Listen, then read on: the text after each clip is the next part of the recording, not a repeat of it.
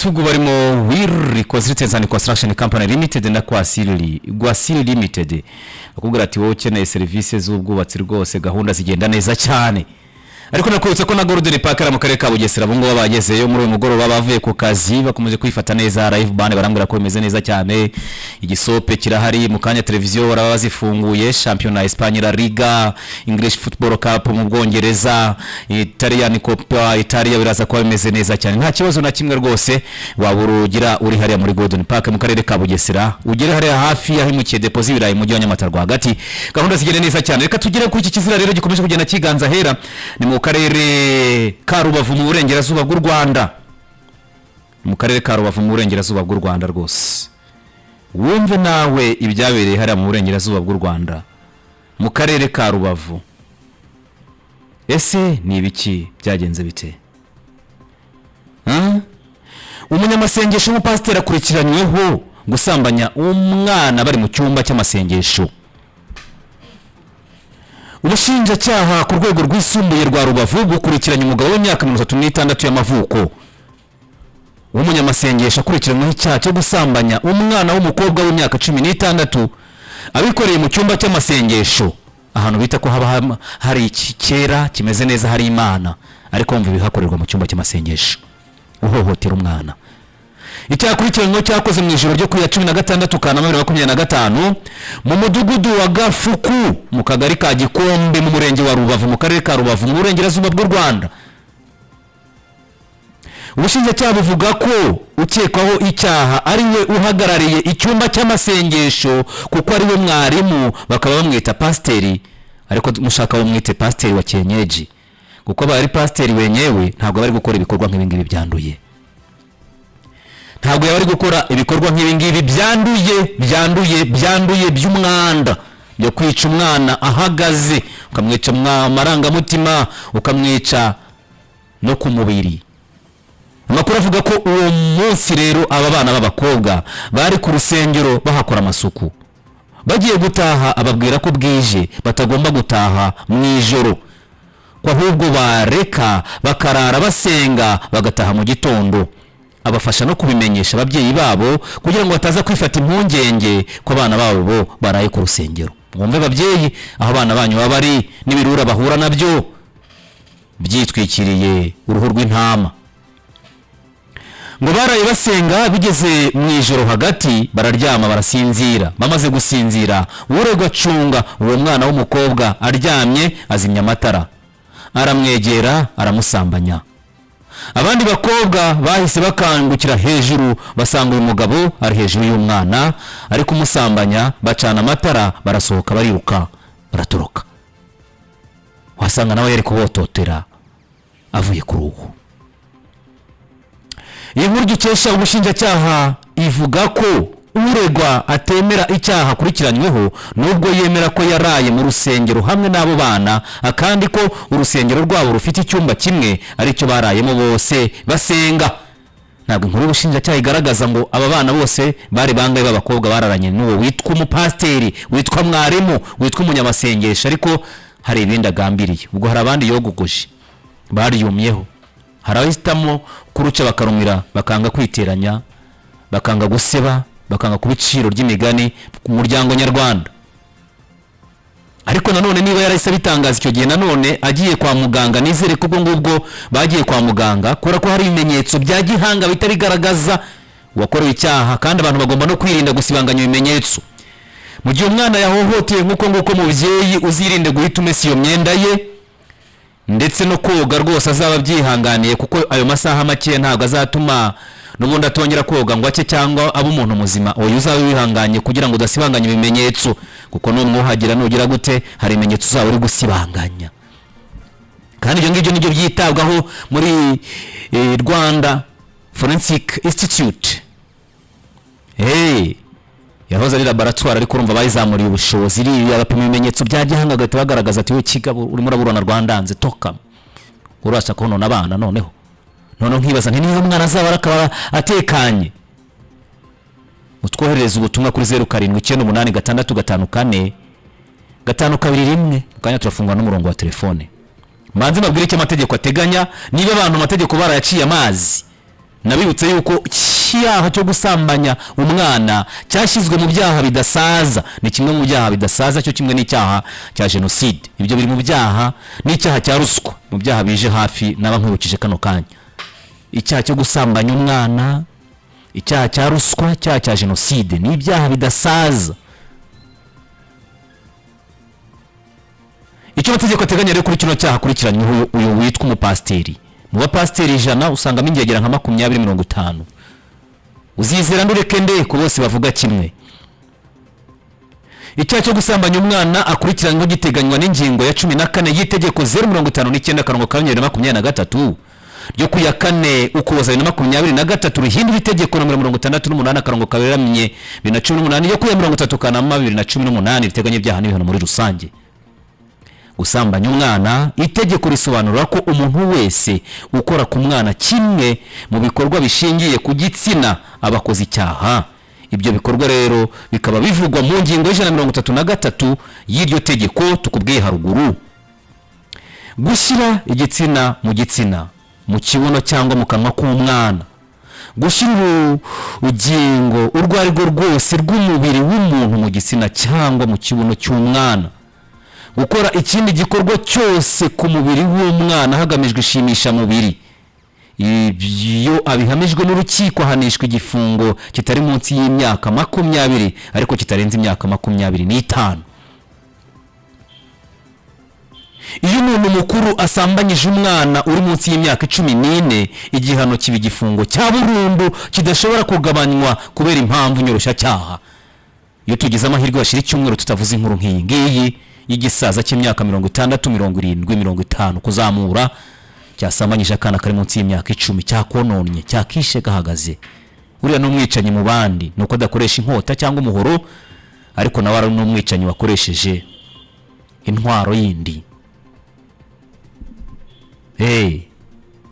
Iyo umuntu mukuru nanone asambanyije umwana ufite cyangwa urengeje imyaka 14 bigatera indwara idakira cyangwa ubumuga, igihano cyo gifungo cya burundu nacyo kitashobora kugabanywa kubera impamvu nyoroshyacyaha. Harabagira hanga bakavuga atari kuwe nta kindi gihano dufite kirenze burundu, ko numva ari kutubwira gusa. Igihano cy'urupfu mu Rwanda cyakuwe mu mwaka w'2007, imyaka hafi 20 igiye gushira, kuko 2027 mu myaka 2 iri imbere hazabashize imyaka 20, rwashize imyaka 18 igihano cy'urupfu mu Rwanda gikuweho.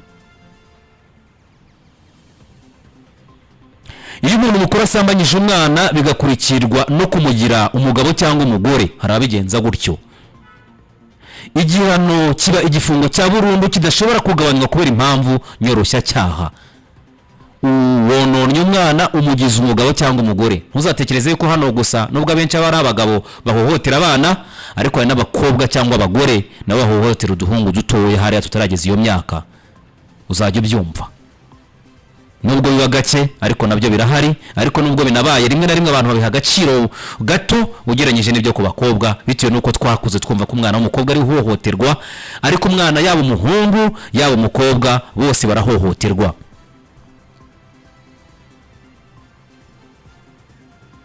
Iyo umwana afite imyaka 14 ariko atarageza imyaka 18 y'amavuko, ubwo ngubwo wa mwana rero niho ari muri kiriya cyiciro ko afite 16. Iyo umwana afite imyaka 14 ariko atarageza ku myaka 18 y'amavuko asambanye cyangwa asambanyije anga ni ku mwana mugenzi we, asambanyije n'umwana uri munsi y'imyaka 14 ahanwa hakurikije ibiteganywa n'ingingo 154 y'iri tegeko. Kuko bitabyo byatuzinduye uyu munsi ntabwo turi byite ibyo ngibyo cyane. Wa mwana ukoreye undi cyaha byo bigenda gute? Itegeko rero bisobanura neza byose. Iyo umwana afite nibura imyaka 14 asambanyije umwana ufite imyaka 14 akoresheje imbaraga, iterabwoba, uburiganya cyangwa abikoze ku ntege nke z'ukorewe icyaha, ahanishwa n'amategeko hakurikijwe biri mu ngingo 54 y'iryo tegeko. Ibyo nabyo sibyo byatuzinduye uyu munsi. Ariko icyo ugomba kumenya noneho ni iki? Nuko hano kino cyaha cyabaye icyaha kidasaza, kiri no mu byaha ngewe nabyise icyorezo kitavugwa. Uretse no kuba ari n'icyaha dushatse twakita n'icyorezo kitavugwa. iyo urebye ku mubare kuva byibuze mu mwaka wa 2019 kugeza mu mwaka wa 2024 cyangwa ugafata imyaka 5 iheruka kuva 2024 gusubira inyuma 2020, uraza gusanga impuzandengo y'abana b'abanyarwanda bononwa batarageza ku myaka 18 bakononwa n'abakababereye ababyeyi.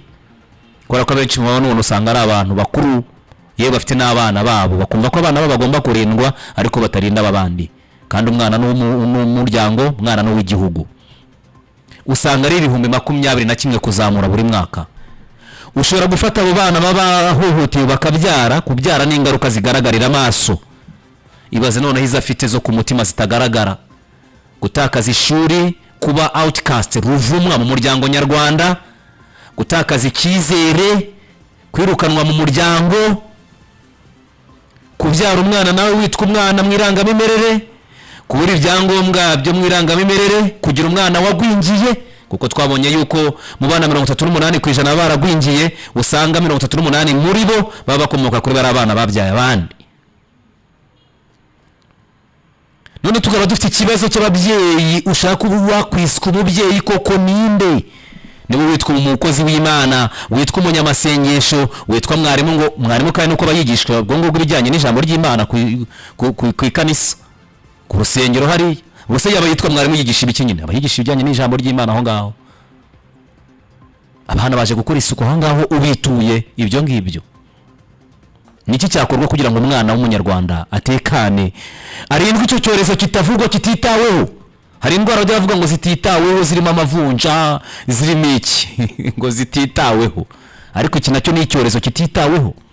Ibaze bari abana nabo bababyaye buri mwaka, ushobora kubatumaho bakuzura stade Amahoro, ugafata 2020 stade Amahoro ikaba yuzuye 2021 2022 2023 2024 ubu 2025 dore tugiye kwigana ku musozo. Ubu turere turimo kugenda twandika imibare, ejo batangira kutubwira imibare bahohotewe, ariko noneho batatwereka babahohoteye bari hehe ko ari ikibazo kiri.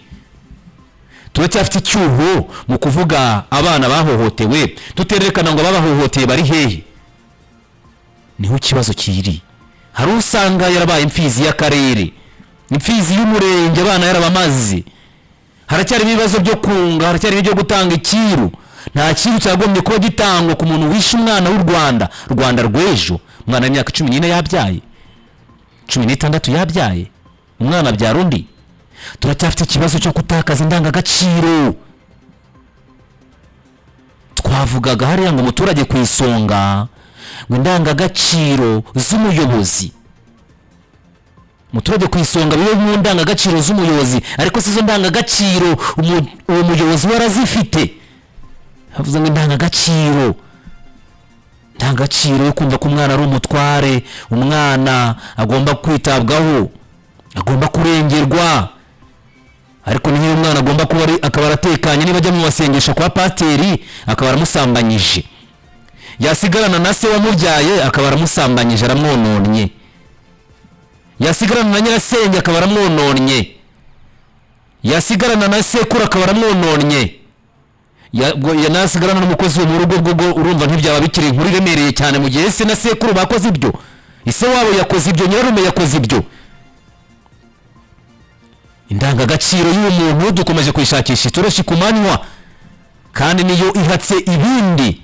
Imbaraga dushora mu kubaka ibintu byose u Rwanda rwubaka nizigire zijyane no kubaka abantu, kuko abantu nibo bintu, ni nabo bazasigarana bino bintu biri kubaka uyu munsi. Ese iyo witegereje rero ugasanga koko abo bantu bahari. Telefone 0798 655 4 utubwire ubona iki cyakorwa koko, cyakorwa no bantu bagenda bonona abana muri rusange.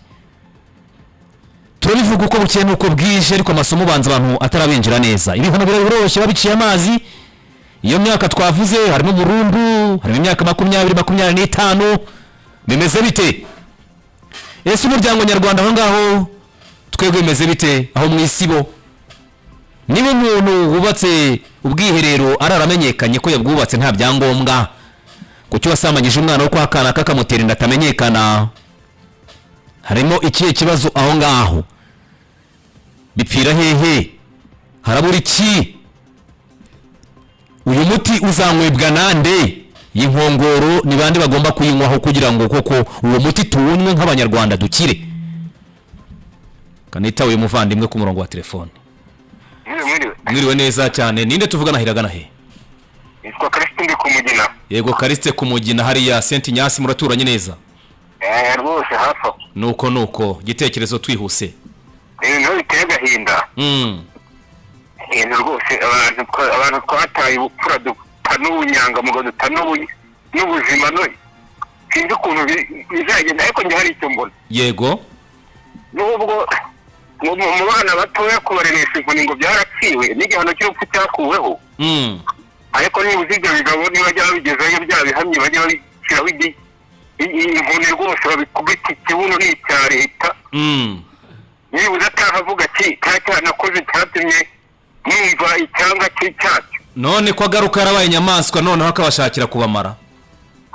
Uretse ko tuvuga bavuga ngo wenda ngo gukana ngo hakawotse batukavuga tutya ntakwe no kuba mu bantu.